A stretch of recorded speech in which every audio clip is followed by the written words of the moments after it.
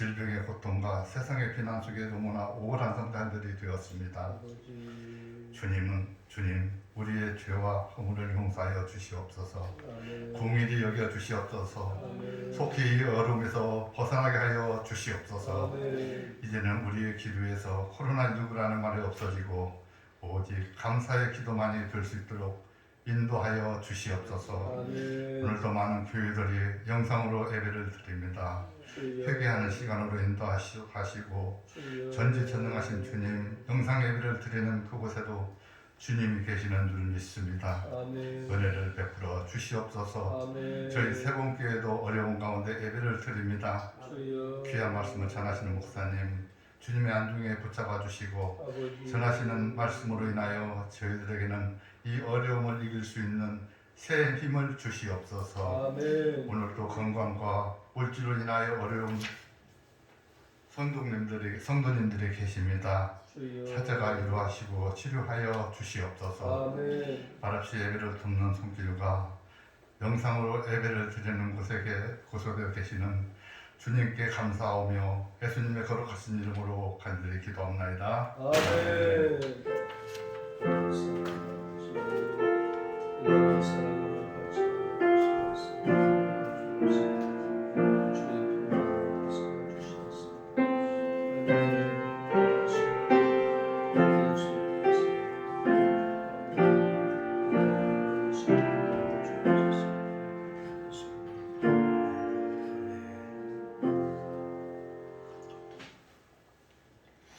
하나님의 말씀 보겠습니다. 오늘 하나님의 말씀은 마태복음 1장에서 보겠습니다.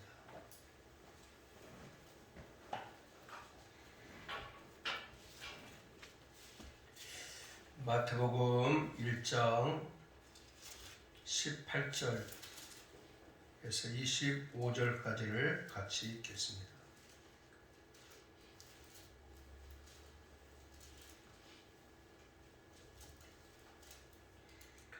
다 같이 읽읍시다. 시작. 예수 그리스도의 나심은 이러하니라. 그의 어머니 마리아가 요셉과 약혼하고 동거하기 전에 성령으로 잉태된 것이 나타났더니 그의 남편 요셉은 의로운 사람이라. 그를 드러내지 아니하고 가만히 꿈고자 하여 이 일을 생각할 때에 주의 사자가 현몽하여 이르되 다윗의 자손 요셉아 내 아내 마리아 데려오기를 무서워하지 말라. 그에게 잉태된 자는 성령으로 된 것이라. 아들을 낳으리니 이름을 예수라 하라. 이는 그가 자기 백성을 그들의 죄에서 구원할 자이심이라 하니라. 이 모든 일이 된 것은 주께서 선자로 하신 말씀을 이루려 하심이니 이르시되 보라 처녀가 잉태하여 아들을 낳을 것이요 그의 이름은 임마누엘이라 하리라 하셨으니 이를 번역한즉 하나님이 우리와 함께 계시다 하미라. 요셉이 잠에서 깨어 일어나 주의 사자의 분부대로 행하여 그의 아내를 데려왔으나 아들을 낳기까지 동침하지 아니하더니 낳음의 이름을 예수라 하니라. 아멘. 할렐루야. 아멘. 주님의 평강과 구속의 은총이 오늘 성탄절 예배를 드리는 우리 모두에게 충만하게 임하시기를 축복합니다. 기도하십시다. 하나님 은혜와 사랑을 감사합니다. 이 시간 주의 말씀 앞에 저희들을 세워주시옵시고 주시는 귀한 말씀을 통해서 함께 은혜 받게 하시니 감사를 드리옵나이다. 오늘도 주시는 귀한 말씀을 통해서 하나님의 음성이 들려지게 하여 주옵시고 그 말씀대로 결단하고 순종하며 사는 저희들 되게 하여 주시옵소서. 모든 것 맡겨드리오며 예수님 이름으로 기도하옵나이다. 아멘. 할렐루야. 아멘. 옆 사람하고 인사 한번 하실까요? 메리 크리스마스. 메리 크리스마스. 감사합니다.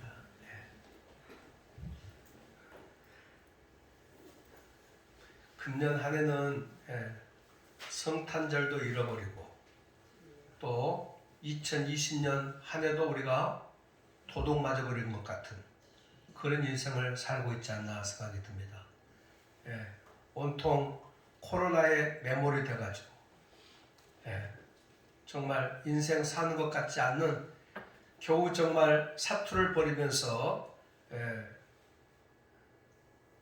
최선을 다해서 남아남기 위해서 쓰러지지 않고 세워지기 위해서 열심히 달려가고 있는 여러분 한 사람 한 사람이 정말 하나님 앞에 귀한 존재들입니다. 감사를 드리고 오늘 이 성탄의 기쁨이 그래도 우리의 마음속에 충만하게 임하시기를 축복합니다. 사탄 마귀는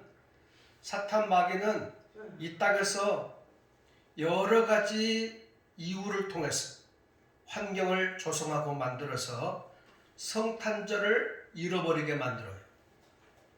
성탄절의 진정한 의미를 느끼지 못하고 살도록 만들어버리는 것을 볼 수가 있어요. 이게 단순한 어떤 정치적인 문제가 아니고 사상적인 문제가 아니고 이것은 어떤 코로나 때문이라고만 말할 수도 없어요.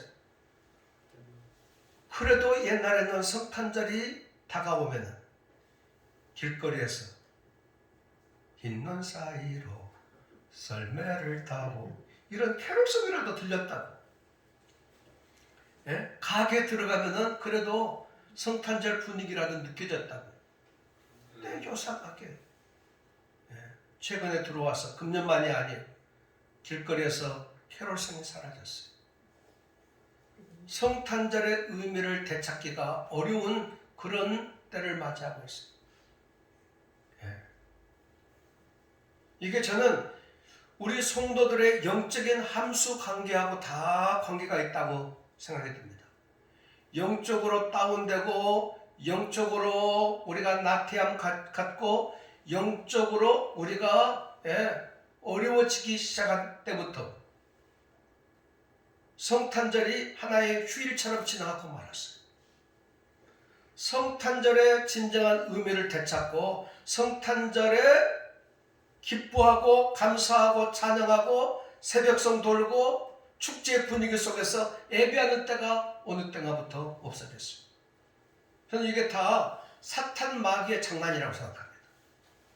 사탄 마귀는 끊임없이 이 땅에서 성탄절을 지워버리기를 원하고 있어요. 성탄절.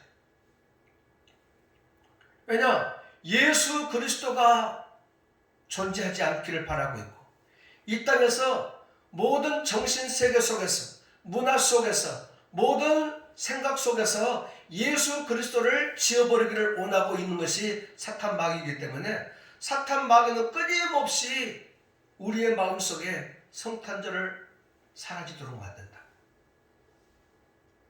거기에 많은 사람들이 다 끌려가고 있지. 심지어는 우리 예수 믿는 사람들까지라도. 저는 우리 예수 믿는 사람들만이라도 이 성탄절이 다시금 우리 손으로 찾아왔으면 좋겠습니다. 마음껏 기뻐하고 마음껏 찬양하고 성탄절의 주님 오심을 온 세상에 기뻐하고 감사하고 찬양하고 영광 돌리는 그런 날로 하나님 앞에 아름답게 세워져 가기를 축복합니다. 감사해요.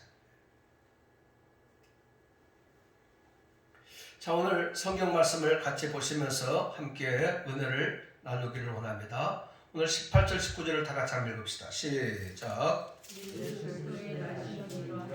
그의 어머니 마리아가 요셉과 약혼하고 동거하기 전에 성령으로 잉태된 것이 나타났더니 남편 요셉은 의로운 사람이라 그를 드러내지 아니하고 가만히 끊고자 하여. 아멘.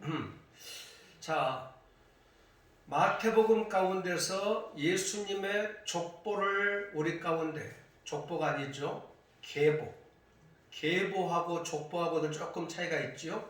족보는 낱낱이 소개하는 것을 말하는 것이고 계보는 심지어는 성경 속에 나와 있는 이름들이 한꺼번에 한 3대가 빠져버리기도 하고, 그래서 듬성듬성 드러내기도 하고, 그러면서 예수 그리스도가 역사적인 존재와 인물로 이 땅에 태어났다라는 사실을 알려주는 것이 바로 이 계보인데, 17절까지는 이 예수님이 어떠한 혈통을 가지고 이 땅에 오시게 됐는가 하는 사실들을 우리 가운데 쭉 설명해 주다가 오늘 이 18절에 와서는 이제 그분이 이 땅에 오심에 대한 역사적인 과정을 우리 가운데 설명하기를 예수 그리스도의 나심은 이러하니라.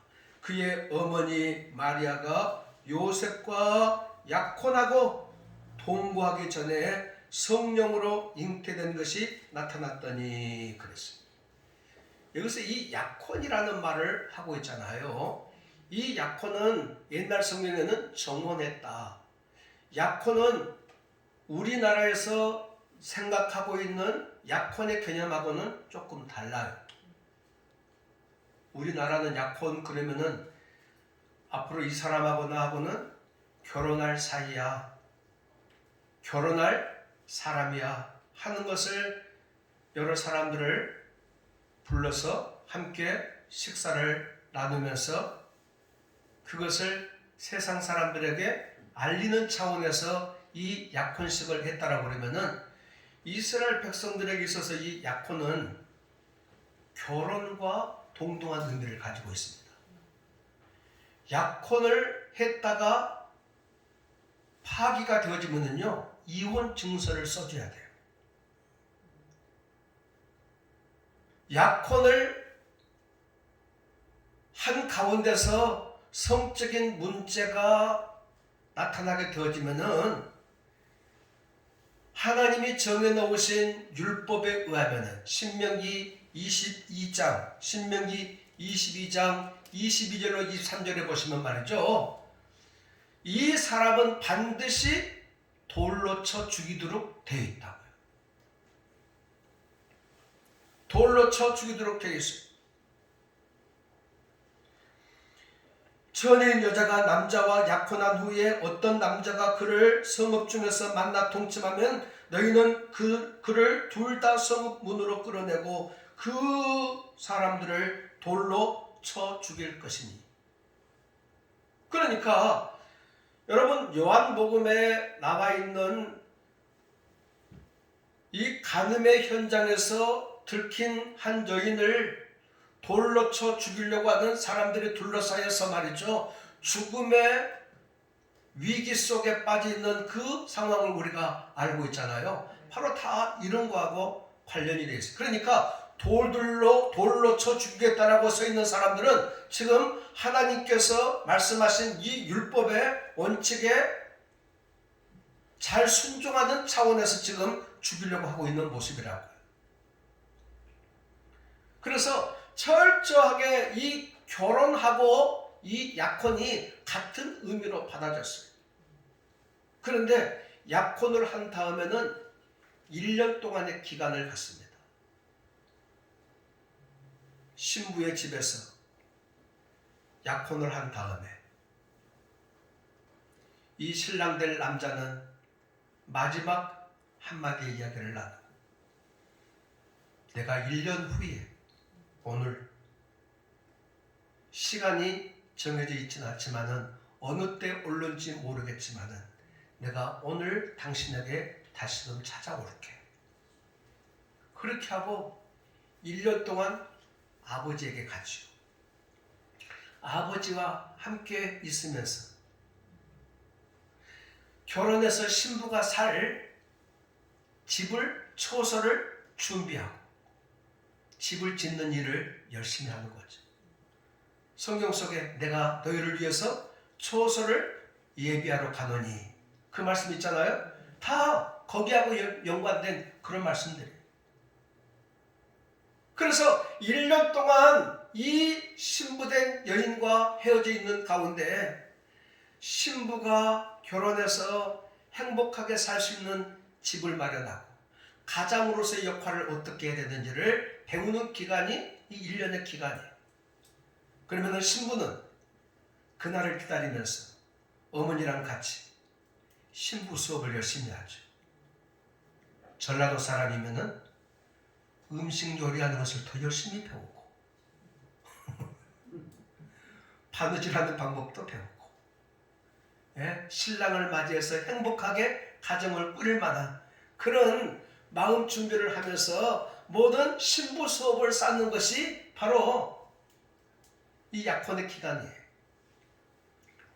그래서 어느 날 정해지지 않는 시간에 갑자기 친구들과 더불어서 신부의 집에 나타나죠. 그러면은 언제 올런지 항상 기다리고 준비했다가 기름 준비하고 있다가 신랑을 맞이하면 참 좋은데 그렇지 못한 신부들은 창피함을 당하는 모습을 성경을 통해서 우리가 보고 있잖아요. 바로 다 그런 모습들하고 연관이 되어 있다. 그러니까 이 약혼의 문제는 결혼하고 동등한 의미를 가지고 있는데 요셉이 어느 날 갑자기 마리아를 통해서 들려진 소식이 뭔가니 임신했다라는 거예요. 뱃속에 아기가 있다라는 겁니다. 그러면서 말하기를 성령으로 잉태되었다 말하는 거예요.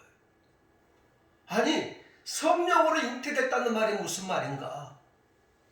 한 번도 동침을 해본 적이 없고 한 번도 살을 맞대본 적이 없는데 이 마리아에게 아이가 태어났다라고 하는 것은 이 요셉의 마음으로서는 도무지 상상이 안 가는 거예요. 이해가 안 되는 거예요. 그래서 이 요셉은 조용히 뭐예요? 끊고자 해요. 파혼하기를 원했다 그 말이에요. 조용히 이 문제를 해결하기 위해서 파혼하기를 원했다 그 말입니다. 그런데 이때에 요셉이 취한 태도가 뭔고 하니 상상할 수 없고 받아들일 수 없는 이 어려운 순간을 맞이했을 때에 마리아를 통해서 마리아는 그때 나이가 한 15살 정도 순백하고 청순하고 깨끗한 이 마리아가 자기 몸속에 아기가 태어나서 자라나고 있는 이 모습을 사랑하는 요셉에게 이것을 알렸어요. 그랬을 때 이 이야기를 듣고 요셉은 하늘이 노래졌을 거예요. 근데 오늘 성경은 말했죠. 이 순간에 이 문제를 격한 감정으로 받아들이지 아니하고 이 문제를 자기 어떤 개인적인 감정으로 해결하고 처리하지 아니하고 19절에 보니까 뭐라고 말씀하고 있습니까? 19절에 그의 20절 보세요. 20절에 이 일을 생각할 때에 그랬어요. 이 일을 생각할 때에 이 말은 하나님을 깊이 있게 묵상했다 그런 뜻입니다. 이 문제를 어떻게 해결할까? 상상할 수 없는 이 일이 지금 벌어져 있는데 이 문제를 어떻게 해결할까? 했을 때 자기의 감정적인 생각과 마음으로 이 문제를 자기 방식대로 처리하지 아니하고 이 일을 생각할 때 이 말은 하나님 오십시오. 하나님께 이 문제를 맡겨드립니다. 하나님이 역사하실 공간을 마련해 드리겠습니다. 하나님을 깊이 묵상하면서 하나님께 기도하며 나아갔다 그런 뜻입니다.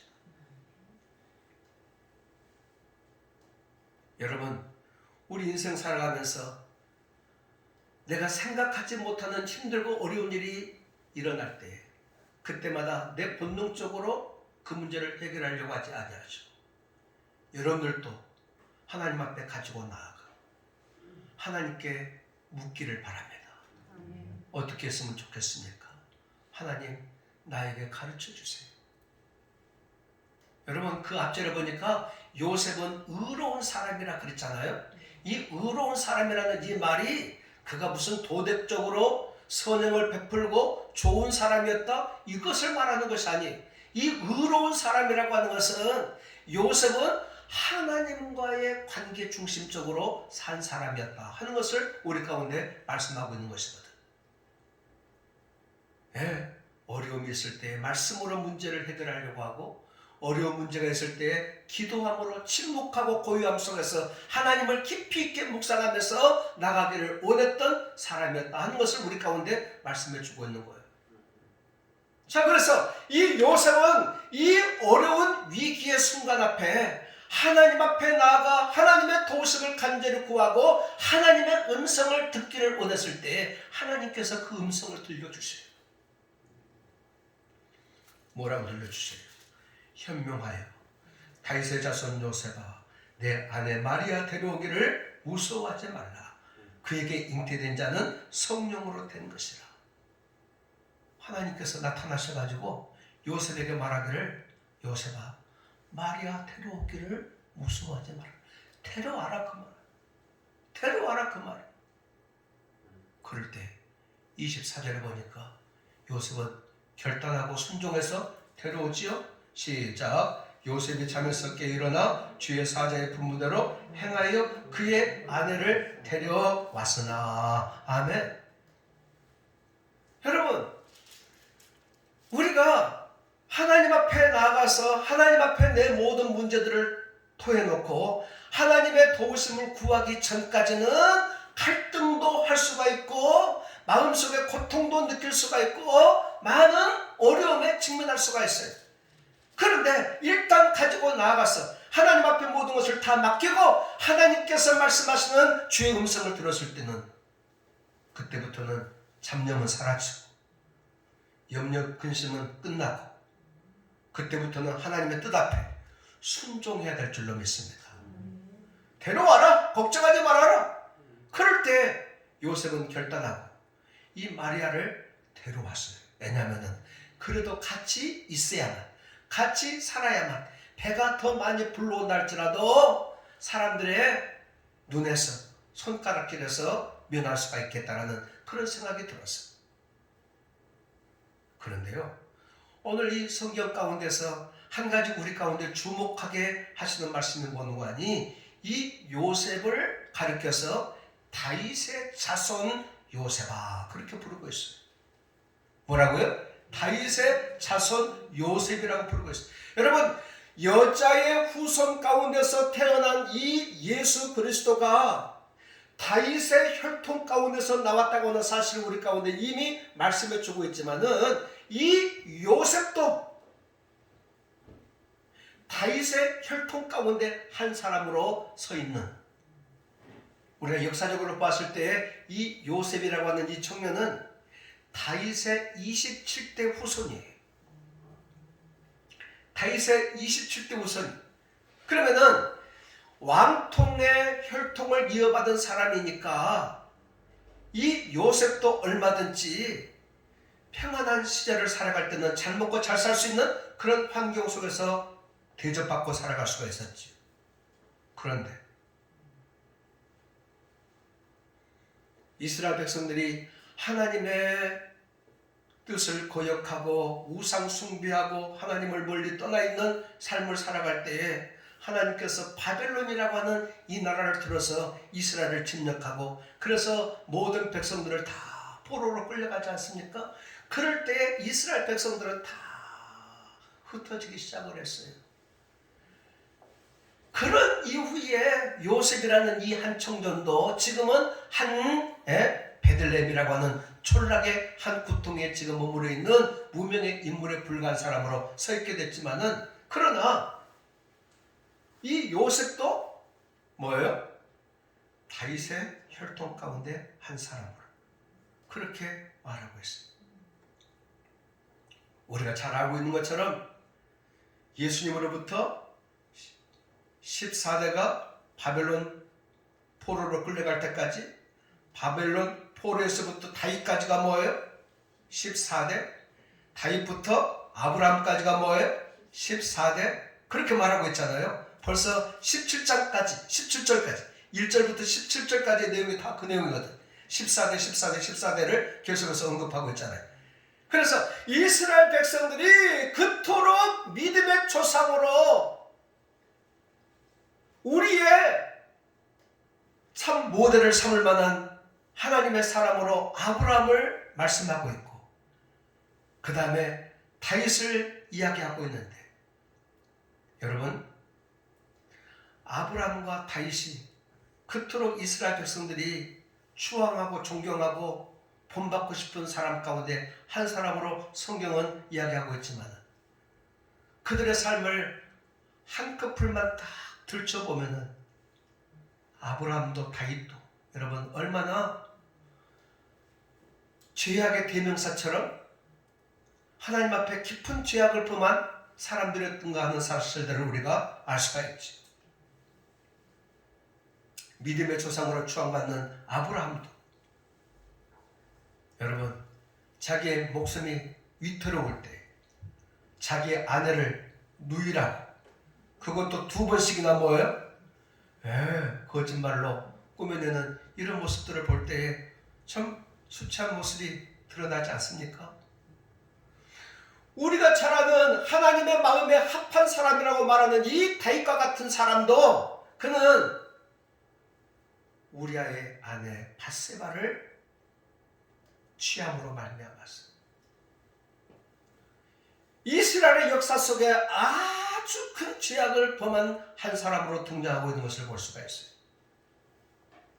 그런데 예수님의 계보를 알려주고 있는 1절부터 17절까지의 모든 내용들을 우리가 다 낱낱이 살펴보게 되어지면요,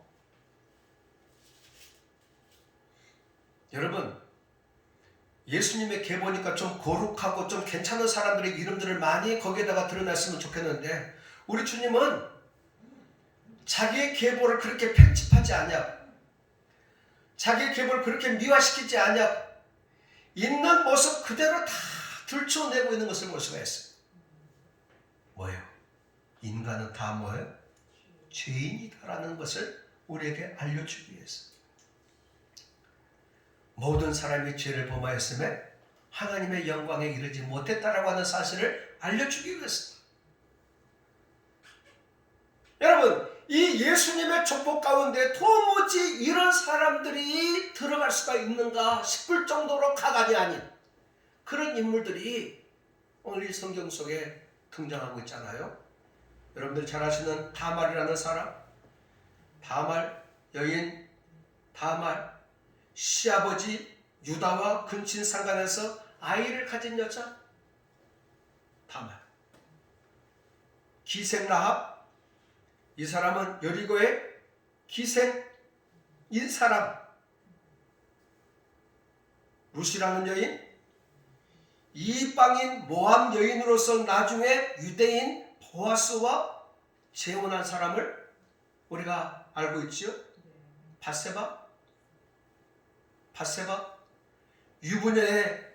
유부녀이면서도 나중에 다윗과 불륜의 관계를 맺어서 남편이 죽고 난 다음에 다윗과 다시금 뭐예요?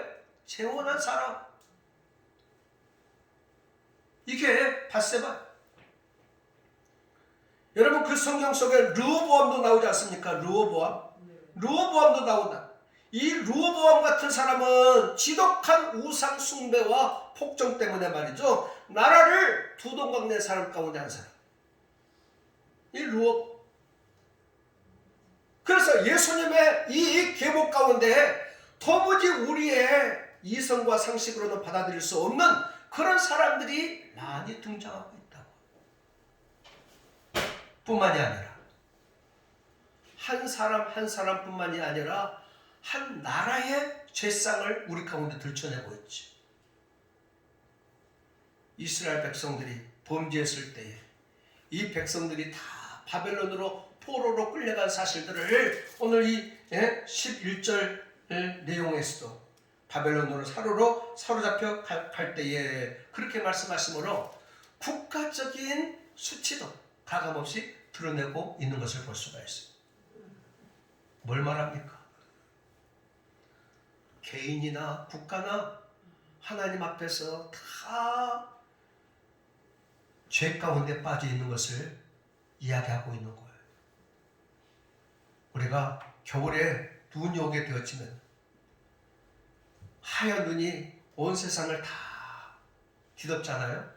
그러면 더러운 것이 다 덮여 하얗게 보여져. 그런데 녹으면 거기에 뭐가 있어요? 쓰레기도 나오고 음식물 찌꺼기도 나오고 더럽고 추잡하는 것들이 다 그 밑에 있잖아요. 마치 예수 그리스도가 이런 죄악의 역사와 죄악의 사람들 속에 나오게 되심으로 말미암아서 그 모든 사람들의 죄악들을 예수 그리스도의 보혈의 피로 다 덮어함으로 말미암았어. 그들의 죄가 다 사함받게 된다고 하는 이 메시지를 더욱 부각시키기 위해서 예수님 이전에 남았던 모든 사람들의 그 행적들을 숨기지 아니하고 다 가감없이 들추어내고 있었던 것은 아닌지 생각해 볼 수가 있어요. 여러분, 죄는 사람을 타락하게 만듭니다. 죄는 사람을 부패하게 만듭니다. 죄는 사람을 고통과 괴로움 속에 집어넣습니다. 여러분, 범죄한 이면을 보세요. 사탄 마귀가 집요하게 우리를 무너뜨리고 역사하고 있는 것을 볼 수가 있어요. 사탄 마귀. 훌륭한 대통령들, 우리의 손으로 뽑아놓은 대통령들이 마지막에는 아름답지 못해가지고 지금도 2사람씩이나 감옥에 갇혀 있고, 이게 다 뭡니까? 죄 때문에 그런 거 아니겠어요? 사람들의 마음이 강팍하고 사람들이 분노와 증오 가운데 사로잡혀 사는 것도 다 무엇 때문입니까? 죄가 덮여 있기 때문에 그런 거 아니겠습니까? 예? 그래서 이 땅을 사는 모든 사람들을 다 성경은 두 가지의 죄로 우리를 다 얽매여 놓고 있어요. 하나는 뭡니까? 자범죄. 도둑질하고 살인하고 간음하고 포악을 일삼는 들추어나고 드러나는 그런 죄상들이 전부 다 뭐예요? 성경에서 말하는 자범죄입니다. 사람들은 착각을 하죠. 나는 이 죄를 짓지 않았기 때문에 나는 깨끗하다, 그렇게 생각할지 모르겠지만은 아니요. 자범죄를 지을 수밖에 없었던 것은 두 번째로 우리에게 뭐예요? 언제가 있었기 때문에 그러는 거 아니겠습니까? 에덴 동산에서부터 출발한 이 언제가 사람들의 마음속에 깊이 있게 뿌리박음으로 말미암아서 이 언제로 말미암은 열매들이 자범죄들로 그렇게 드러나고 있는 것이 아닙니까? 그래서 우리 주님은 이 죄의 문제를 해결하기 위해서 십자가에 못 박아 죽으실 때에 우리 주님은 이 죄를 우리 가운데 속량했다, 그런 뜻을 말하고 있죠. 속량의 의미가 뭡니까? 속량의 의미는 노예들을 값을 지불하고 뭐예요? 그 노예를 사서 묶여있는 모든 쇠사슬을 끊어주고 지금부터 너는 자유한 사람이 되었다 라고 풀어주는, 이것이 바로 속량의 의미가 아니겠습니까? 여러분, 우리가 죄 가운데 빠져서 부자유한 모습으로 인생을 고통과 괴로움 속에 살아갈 때 우리 예수님께서 십자가에 못 박아 죽으심으로 말미암아 우리를 그 죄에서 뭐예요? 속량해 주심으로 우리가 그 죄에서 자유함을 힘입어 사는 자들로 세워져 있는 줄로 믿습니다. 그래서 우리 주님을 우리 가운데 소개하기를 그 이름하여 21절에 뭐라고 말씀하고 있습니까? 시작. 아들 낳으리니 이름을 예수라 하라. 이는 그가 자기 백성을 그들의 죄에서 구원할 자이심이라 하니라. 아멘. 아들을 낳을 것인데 그 이름을 누구라 하라? 예수라 하라. 그분의 이름을 예수라고 지었다고. 그 이름의 뜻은 뭐예요? 자기 백성을 저희들의 죄에서 구원할 자이시면, 모든 사람의 죄를 구원하시는 것이 아니라 뭐예요? 자기 백성을 구원할 자. 예수 그리스도를 나의 구주로 영접하고 주님으로 따르고 믿는 자들의 죄를 용서하는 구원자로 우리 가운데 말씀하고 있는 것을 볼 수가 있습니다. 그렇습니다. 죄악으로 고통해하고 죄악 때문에 힘들어하고 몸부림치는 심령들마다 이 예수 그리스도 앞에 오늘 또 나오기만 하면은 그리고 그를 뜨겁게 만나기만 하면 우리를 둘러싸고 있는 모든 죄의 사슬에서 우리를 속량하시고 자유케 하셨음을 믿습니다. 이게 우리 예수님의 오늘 탄생에 중요한 의미가 있는 거예요. 뿐만 아니라 두 번째로 당신의 이름을 우리 가운데 소개해 주기를. 22절 23절 시작. 이 모든 일이 된 것은 주께서 선지자로 하신 말씀을 이루려 하심이니 이르시되 보라 처녀가 잉태하여 아들을 낳을 것이요 그 이름은 임마누엘이라 하리라 하셨습니다. 이를 번역한즉 하나님이 우리와 함께 계시다 하매라. 아멘. 여러분, 우리 예수님의 이름을 뭐라고 소개하고 있습니까? 임마누엘이라. 임마누엘이라 그렇게 말씀하고 있습니다. 임마누엘은 우리와 함께 하신다. 그런 의미. 성경 속에 하나님의 이름을 우리 가운데 여러 가지 방법으로 소개하고 있죠. 하나님의 이름은 엘사다이라 하라. 하나님은 전능자이시다. 하나님의 이름을 여호와의 라파라 해라. 여호와 라파는 뭐예요? 치료자의 하나님이시다. 여호와 이름을 여호와 이레라 하라. 뭐예요? 여호와께서 예비하시고 준비하신다. 여러분, 많은 성경 속에 하나님의 이름을 우리 가운데 소개하고 가르쳐주고 있지만은 저는 이 임마누엘 이 이름이 참 좋아요. 하나님이 항상 우리와 함께 하신다. 성탄절을 통해서 우리 가운데 주시는 아주 중요한 선물 가운데 하나가 뭔고 하니 하나님이 나와 함께 하신다는 선물이에요. 여러분, 성경 속에서 한 인물을 들어 귀하게 쓰실 때, 그리고 사명을 뜨겁게 부여해 주실 때 하나님께서 그 사람에게마다 주시는 말씀이 뭔고 하니 임마누엘이에요. 야곱이라는 사람을 우리가 잘 알고 있지 않습니까?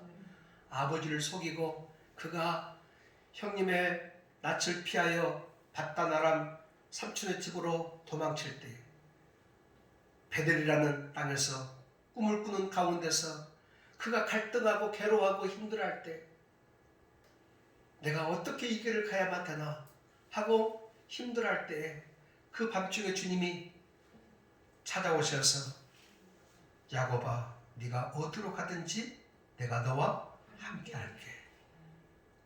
야곱은 그것으로 충분했어요. 그래서 담대하게 자기의 걷는 그 길을 가고 있는 것을 볼 수가 있어요. 여러분, 우리가 성경 속에 여호수아를 잘 알지 않습니까? 이스라엘 백성들을 여기까지 모세를 중심으로 이끌어왔어요. 그런데 모세가 이제는 죽고 가나안 땅을 정복하는데 여호수아가 그 일을 맡게 되어졌습니다. 모세가 없는 여호수아, 그는 두렵고 떨리는 마음으로 벌벌 떨고 있을 때 하나님께서 여호수아에게 나타나셔서 하시는 말씀이 여호수아야, 내가 모세와 함께 있었던 것처럼 지금부터 내가 너와 함께 할 거야.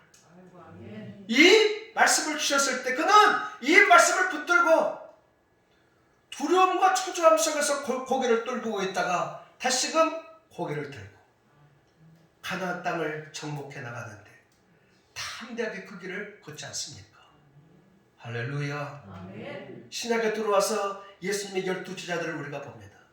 예수님을 통해서 가르침을 받고 또 사랑을 힘입었던 이 12제자들, 예수님 승천하시려고 할 때 가시면 안 됩니다. 우리를 놔두고 가시면 어떻게 됩니까? 그럴 때 예수님께서 승천하시기 바로 직전에 제자들을 불러놓고 말씀하시기를 하늘과 땅의 모든 권세를 너에게 주었느니 너희는 가서 모든 족속으로 제자를 삼아 아버지와 아들과 성령의 이름으로 세례를 주고 내가 너에게 분부한 모든 것들을 가르쳐 지키게 하라. 볼지어다 내가 세상 끝날까지 너희와 항상 함께 있으리라. 할렐루야. 이 말씀을 붙들고 그들은 목숨 바쳐 제자로서의 그 길을 끝까지 달려가고 있지 않습니까? 사랑하는 성도 여러분, 오늘 우리가 코로나를 맞이해서 아무것도 생각나지 않고 정신이 다 혼쭐에 빠져 있는 것 같은 그런 삶을 살고 있어요. 그런데 아무리 우리의 삶이 역경이고 환난이고 시련이고 어려움이 있다 할지라도 임마누엘 하나님이 나와 함께 하신다. 이 믿음만 확실하게 가지고 오늘의 삶을 우리가 살아갈 때 우리들은 성탄의 축복을 이미 받은 줄로 믿습니다. 사망의 음침한 골짜기를 다닐지라도 해를 받지 않을 것은 주님이 너와 함께 하십니다. 오늘도 저희들은 이 말씀을 붙들고 성탄에 예수로 오신 그 주님을 만나 우리의 죄의 문제가 깨끗하게 해결됨을 믿고, 그리고 삶의 터전에서 몸부림치고 힘들어하는 순간들이 많음에도 불구하고 주님이 나와 함께 하시면 내가 어디든지 가겠습니다. 이 용기와 희망을 가지고 이 성탄절에 다시 한번 힘있게 일어서는 저와 여러분들의 삶이 되시기를 주의 이름으로 축복합니다. 아멘. 기도하십시오. 하나님의 은혜와 사랑을 진심으로 감사합니다.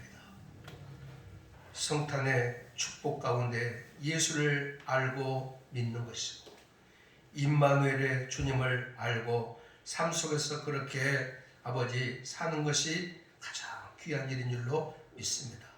우리 모두에게 죄사함의 은총을 주신 것을 기뻐하고 감사하며 세상 끝날까지 함께해 주시겠다라고 약속하신 그 주님이 오늘 또 내 손을 붙잡고 이끌어 가심을 믿고 담대하게 오늘 우리에게 주어진 삶을 힘있게 살아드리는 하나님의 사람들로 축복해 주시옵소서. 이 성탄의 의미와 기쁨과 감격이 나만이 아니라 우리 식구들에게, 우리의 이웃들에게 세상 속에 가득 채워질 수 있는 은혜와 축복을 베풀어 주시옵소서. 함께 하심을 감사하고 예수님 이름으로 기도하옵나이다. 아멘. 찬송가 122장 부르시면서 헌금하시겠습니다. 122장.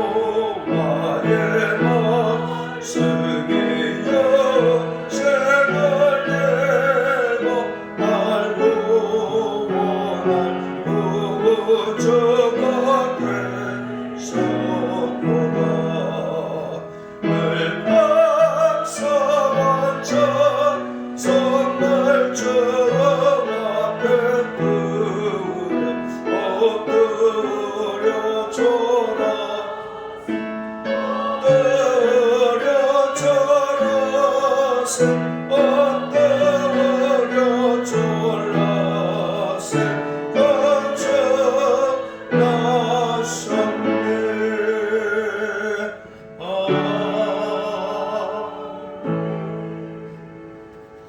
동방 박사들이 황금과 유황과 몰약을 준비해서 아기 예수께 바쳤던 것처럼 오늘도 귀한 예물을 주님 앞에 나와 드리게 하신 것을 감사를 드리옵나이다. 동방 박사의 예물과 같은 심정으로 이 귀한 예물을 드렸사오니 이 예물을 기꺼이 흠양하여 주시옵시고 위기 속에서도 도우시는 임마누엘의 하나님을 날마다 우리의 삶 속에 경험하고 체험할 수 있도록 우리 모두를 축복하여 주시옵소서. 감사하고 예수님의 이름으로 축복하고 기도하옵나이다. 아멘. 간구 말씀을 드리겠습니다. 주님의 성탄을 진심으로 축하하고 기뻐하고 영광을 돌립니다. 코로나의 고통 속에서도 주님이 주시는 평화와 기쁨을 마음껏 누리시는 성탄절이 되시기를 바랍니다. 성탄절 선물을 교회에서 작지만은 큰 것을 준비했습니다. 어떤 마음으로 받느냐가 중요하겠죠. 코로나 때문에 1년 동안 얼마나 많이 힘드실 텐데 그럼에도 불구하고 하나님 앞에 나와서 예배하는 것을 쉬지 아니하고 최선을 다해서 믿음 생활을 하시는 성도 여러분들을 바라볼 때 정말 목사의 한 사람으로서 너무 감격해하고 기뻐하고 감사했어. 올해는 그냥 넘어가서는 안 되겠다 하는 마음이 들어서 교회에서 작은 선물 꾸러미를 준비했습니다. 예배를 마치고 가실 때 한 사람당 하나씩 가지고 가시기를 바라겠습니다.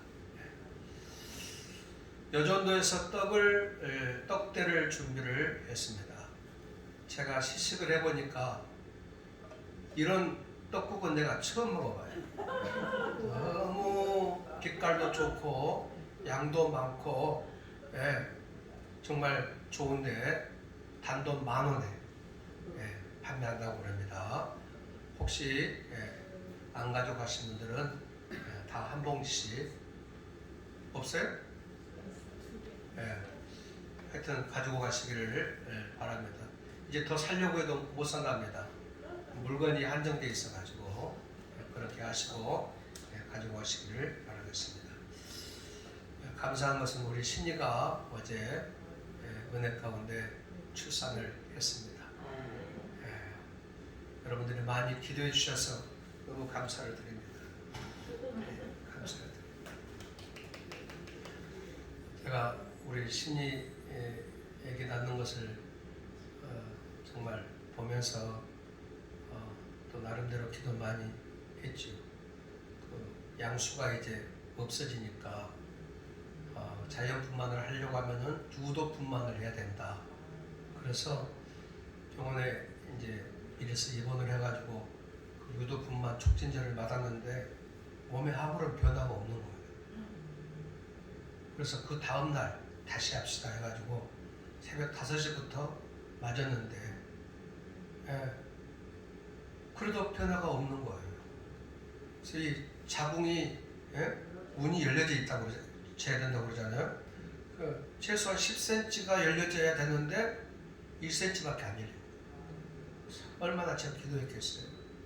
교회 나와서 하나님 자궁 문이 열려져. 오후에 가서 보니까는 들어보니까 3cm밖에 안 열려요. 아버지 10cm가 열려. 기도했는데 그 여러분 기도하면은 응답해 주셔. 10cm가 열려진 거예요. 그런데 문제는 아기가 위에 올라가 있어. 위가 올라가. 아기가 지금 나올 준비를 안 하고 있는 거예요. 내려와서 지금 나오려고 해야 되는데 위가 그럼 이거 마음대로 안 돼. 이게 내려오도록 기다려야 돼. 하나님 우리 아기가 빨리 내려오게 해달라고 막 기도해. 근데 이제 그 기도의 응답으로 또 내려왔어. 아기가 내려왔어. 그런데 이제 머리만 내밀고는 이제 신이가 이 뭡니까? 이 골반이 작다는 거예요. 다른 사람에 비해서 골반이 많이 작다. 새끼가 나오지를 못하고 있는 거예요. 그 엄마처럼. 예, 그래가지고 계속 그 힘만 주고 있지 애기가 안 나오는 거예요. 어메, 그때는 나도 죽겠더라고. 그래서 내려와가지고 막 손 들고 다니면서 기도했어. 하나님, 앉아서 기도가 안 나. 손 들고 다니면서 기도해. 빨리 애기가 나와야 돼. 그런데 하나님의 은혜 가운데 그 기도를 다 들어주신 거야. 하나님 6시 57분에 애기가 이 땅에 태어난 거예요. 건강하게. 애기도 건강하고 사모도 건강하고. 앞으로 애기 낳아야 될 사람들은 나한테 와서 많이 물으시길 바랍니다. 우리 이성훈 집사님 와서 물으시길 바랍니다. 내가 자세하게 알려드릴 테니까. 그래서 하여튼 여러분들의 기도에 도우심 가운데 신혜가 잘 출산을 해서 이제 내일 모레 산후조리원인가 그걸로 이제 가서 한 2주 동안 있다가 이제 집으로 올 모양입니다. 그렇게 하시고 더 많이 기도해 주시길 바랍니다. 다 여러분들이 기도해 주신 덕분이라고 생각하고 진심으로 감사를 드립니다. 자, 우리 다시 한번 인사하고, 자, 메리 크리스마스. 메리 크리스마스. 오늘 제목이 누구죠? 임마누엘 예수. 임마누엘 예수. 그렇게 승리하시길 축복합니다. 다 마지막으로 일어나셔서 찬양 가수고 예배를 마치겠습니다.